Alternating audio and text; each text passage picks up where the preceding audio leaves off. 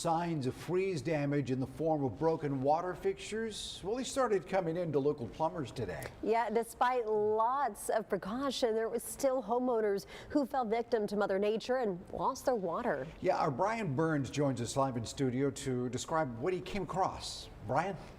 Well, Rudy, Leslie, the resident that I found had all their plants covered and 99% of their pipes wrapped with insulation.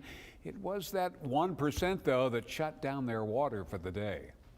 We were lucky that they had the parts to fix this, because right now I have no running water because we turned it off because it was just flowing into the street.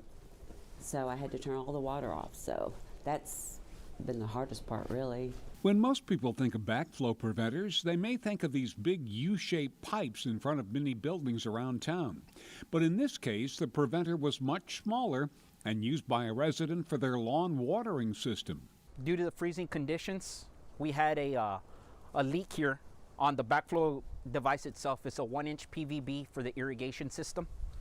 You could see on the shutoff, there's a shutoff here where it went ahead and cracked, because it expanded. Journeyman plumber Oscar Soli says despite the cover over this backflow preventer, the cold temperatures were still able to break the pipe. But he says for most problems, it's too soon to find the leaks. The next few days, because that's really when the damages start to occur. It's not necessarily when the freeze is coming in, it's afterwards, like 2 days after the freeze, when we'll start to notice a lot more leaking pipes and such once everything starts thawing out. But for Peggy and her husband, she says you just can't prepare enough sometimes. We dripped the water all night on every single faucet, so that was good. But you just have to wrap your pipes.